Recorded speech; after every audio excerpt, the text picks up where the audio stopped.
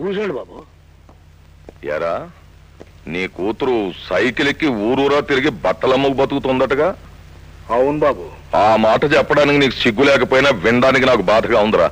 ఈడుకొచ్చిన పిల్ల ఎన్నాళ్ళు సైకిల్ ఎక్కించి ఊరూరా తిప్పుతావు? వెంటనే దాని పెళ్లి ఏర్పాట్లు చూడు.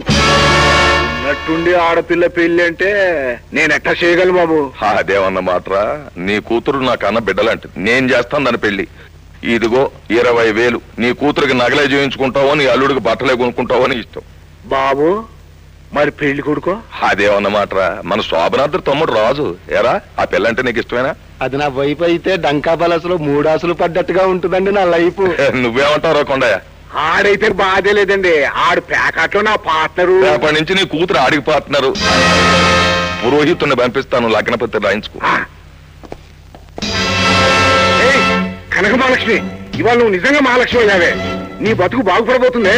బాగుపడటం కాదు నాన్న, బండలవుతుంది. ఏ తల తిక్కగా ఉందా?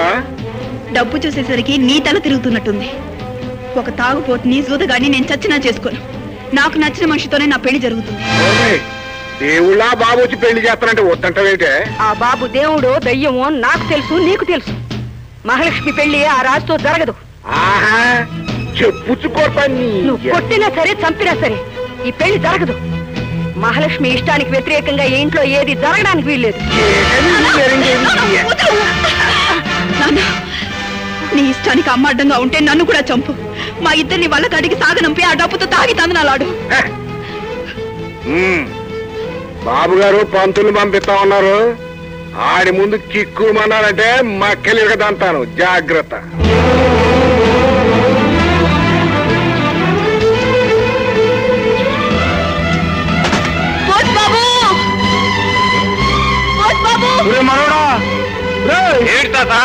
ఏంద్రా పిల్లట పెనుగాలు తగిలిన అరటి మొక్కలాగా అల్లాడిపోతా వస్తుంది. ఏమిటి లక్ష్మి, ఏం జరిగింది? చెప్పు లక్ష్మి, ఏం జరిగింది? మా నాన్న నాకు పెళ్లి చేయబోతున్నాడు. లక్కం పెట్టించడానికి ప్రోగితుల కోసం కూడా వెళ్ళాడు. ఏంద్రా మనవడా ఇంకా ఆలోచిస్తా నిలబడ్డావు? ఇదే ఒక ఆడ కూతురు నా కాడికొచ్చి మాట అనుంటే ఆ బెమ్మ దేవుడు అడ్డం వచ్చేది 3 గర్ర చూపించి 3 ముళ్ళు వేపించామండి. నీ మనవడేం తక్కువ తినలేదు తాత. లక్ష్మికి వేరే పెళ్లి తలపెట్టిన ఆమె తండ్రి చేత కాళ్ళు కడిగించి అప్పుడు వేయిస్తాడు 3 ముళ్ళు. చెప్పవసరం మనవడా, అద్దె పిల్లము నేను పౌరుషం అంటే పదం మీ ఇంటికి నడు. కొడాలి కొండయ్య గారి ఏకైక కుమార్తె చిరంజీవి సౌభాగ్యవతి కనక మహాలక్ష్మిని. నాయనా వరుడి పేరేమిటన్నారు? పిన్నమనేని బోసుబాబు. ఎవరు నువ్వు? ఇంటికి కాబోయే అల్లుణ్ణి. ఈ ఇంటికి కాబోయాలు నువ్వు కదా, నా తమ్ముడు. నార్మల్ చూడండి పంతులు గారు, ఈ లక్ష్మి నేను ప్రేమించుకున్నాం, పెళ్లి చేసుకోవాలని నిశ్చయించుకున్నాం కనుక లగ్న పత్రిక మా పేరు రాయండి. లగ్న పత్రిక మార్పించడానికి నువ్వెవడువయ్యా? ఆడపిల్ల మీద కన్నవాడి కంటే కట్టుకోబోయేవాడికి అధికారం ఎక్కువ ఉంటుంది కొండయ్య.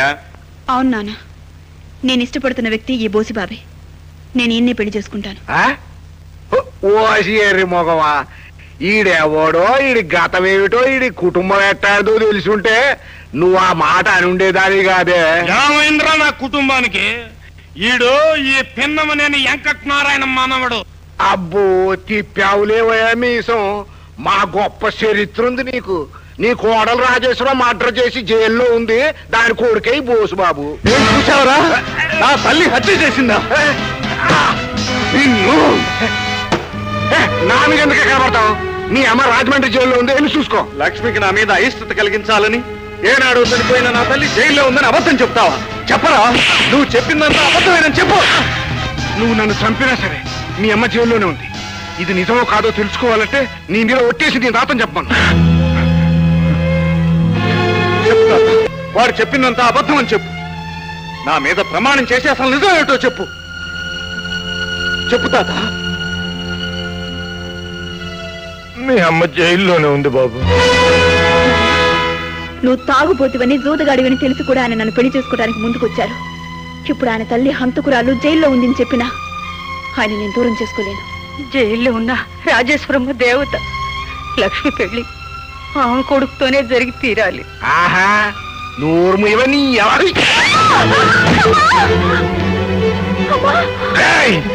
ఆడకూతురు మీద చేయొచ్చుతావురా? తాత, నేరం నువ్వు చేసి వాడి మీద కర్రెత్తుతావు ఎందుకు? ఇన్నాళ్ళు తల్లిదండ్రులు లేని అనాథనని నన్ను ఎందుకు నమ్మించావు? బ్రతికి ఉన్న నా తల్లి చనిపోయిందని ఎందుకు అబద్ధం చెప్పావు? మీ అమ్మకిచ్చిన మాట కోసం నీతో నిజం చెప్పలేకపోయాను బాబు. 14 సంవత్సరాలుగా జైల్లో బతికి జనవరి 26న విడుదలవుతోంది. జనవరి 26 అంటే రేపే బాబు, రేపే. ఈ మూర్ఖుడు వేసిన అపనందకి విడుదలయ్యి వచ్చిన మీ అమ్మే సమాధానం చెప్తుంది. ఏంటి, రేపు రాజేశ్వరి విడుదలవుతోందా? అవునండి. అది బ్రిడ్జ్ దాటి ఊళ్ళోకి రాకూడదు.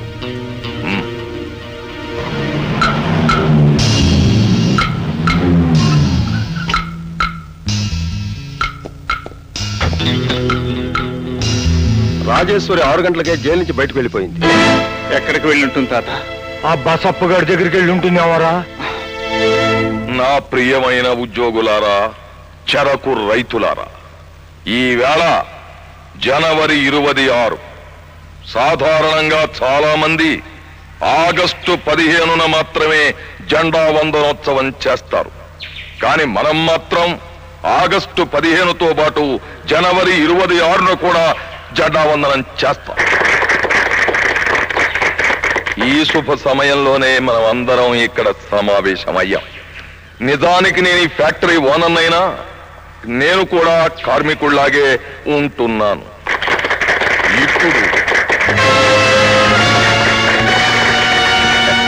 ఇప్పుడు జెండా వందనోత్సవం జరుగుతుంది.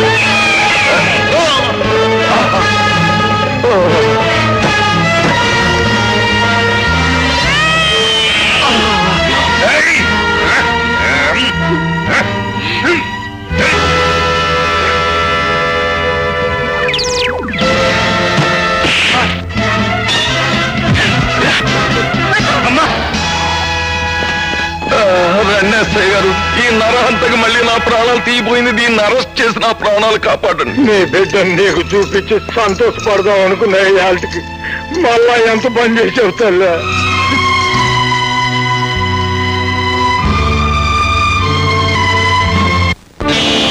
సుబ్బయ్య గారు అని నేను తప్ప మిమ్మల్ని ఎవరూ మర్యాదగా పిలవటం లేదు. మిమ్మల్ని సంస్కరించటం నా గ్రామ సేవలో ఒక భాగం కాకపోయినా మీ కూతురు లాంటి దాన్ని మిమ్మల్ని గురించి నలుగురు 4 రకాలుగా అంటుంటే భరించలేక చెప్తున్నాను. దయచేసి ఇంకెవరిని నోరు జారి తోలాడకండి. మిస్టర్ జస్టిస్, ముద్దాయి రాజేశ్వరి 14 సంవత్సరాల క్రితం ఇదే కోర్టులో తాను చేసిన నేరాలను అంగీకరించింది. కానీ విడుదలైన రోజే మళ్లీ బసవప్ప గారిని కొన్ని 100 మంది చూస్తుండగా హత్య చేయడానికి ప్రయత్నించింది. కనుక ఈమెపై విచారణ జరిపించి తీవ్రంగా శిక్షించవలసిందిగా కోర్టు వారిని కోరుతున్నాను. ఏమమ్మా, నువ్వు శ్రీ బసవప్ప గారిని చంపాలని ప్రయత్నించావా? చంపలేకపోయినందుకు బాధపడుతున్నాను. మిస్టర్ జస్టిస్, ముద్దాయి చాలా తీవ్రమైన మనప్రవృత్తి గల వ్యక్తిలా కనిపిస్తోంది. ఎటువంటి నేరస్తులైనా, ఎంతటి దుర్మార్గులైనా నేరం చేసి న్యాయస్థానం ముందుకు వచ్చిన తర్వాత పశ్చాత్తాపం పొందుతారు, చేసిన తప్పు కుమిలిపోతారు. కానీ ఈ రాజేశ్వరి అవకాశం వస్తే మళ్లీ బసవప్ప గారిని హత్య చేయడానికి సిద్ధపడేలా ఉంది. లాయర్ గారు, మీ నట్టింట్లోకి నల్లతా చూస్తుంది, కర్ర దెబ్బతిని కలుగులో దూరుతుంది. అవకాశం వస్తే మళ్ళీ మీరు దాన్ని కొట్టి చంపుతారా, క్షమించి వదిలేస్తారా? కొట్టి చంపుతారు కదూ? అలాగే నేను వాణ్ణి చంపాలనుకున్నాను. ఆయన్ని చంపాలని ఎందుకు అనుకుంటున్నావమ్మా? 14 సంవత్సరాల మూగ వేతన ఈ రోజు బయట పెడతాను. ఈ బసవప్ప, చనిపోయిన శ్రీకాంత్ గారు కలిసి పంచదార ఫ్యాక్టరీ కట్టారు. రైతులందరికీ ఎన్నో ఆశలు చూపించి ఈ బసవప్ప మోసం చేశాడు. అప్పుడు నా భర్త కర్షకుల ప్రతినిధిగా, రైతుల నాయకుడిగా ఎంతో ఆవేశంగా ఫ్యాక్టరీకి వెళ్ళారు.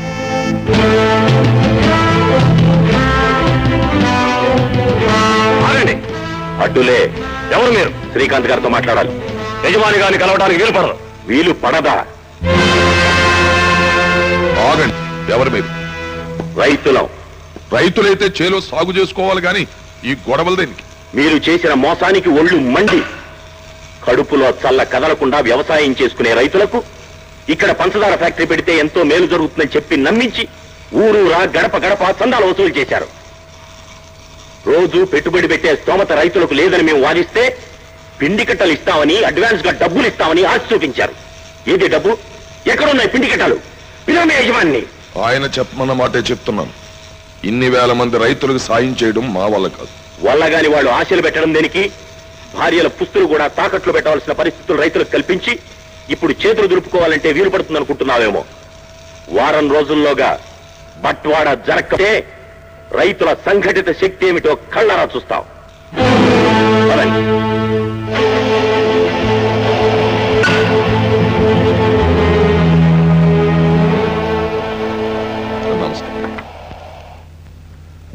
ఎవరు వాళ్ళు? మన పక్కూరు రైతులండి. తమరిచ్చిన 600 అడ్వాన్స్ సరిపోలేదని గొడవ చేస్తుంటే సర్ది చెప్పి పంపించాను. ఇలాంటి వ్యవహారాలు ఫ్యాక్టరీ దాకా రాకుండా చూడండి. నాకు చిన్న డౌట్ అండి. ఏమిటది? రైతులకు బట్వాడా చేయడానికి శ్రీకాంత్ గారు 20 లక్షల రూపాయలు తమకు ఇచ్చారు కదా, ఆ డబ్బు ఏం చేశారు? లెక్క చెప్పమంటావా? ఈ మధ్యనే నీ పెద్ద కూతురికి 1 లక్ష రూపాయలు కట్నం ఇచ్చి పెళ్లి చేసావు చూడు, ఈ అకౌంట్ లోదే. ఇంకేమన్నా డౌట్ ఉన్నాయా? ఇంకే డౌట్ లేదండి.